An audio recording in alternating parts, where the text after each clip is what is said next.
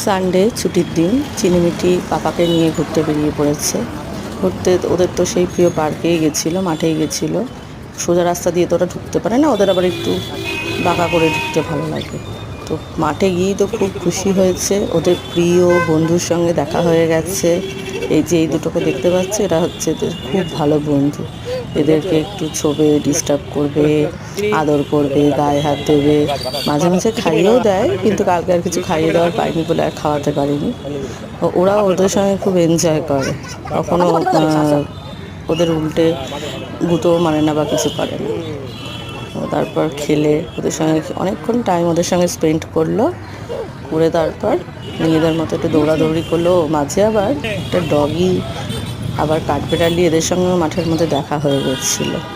তারপর নিজেরা দৌড়াদৌড়ি করে কালকে আর পাপা কিছু খাওয়াইনি, বাইরের খাবার বেশি খাওয়া হয়ে যাচ্ছিলো, তাই কালকে ডেকেই মাঠ থেকে বাড়ি চলে গেছে।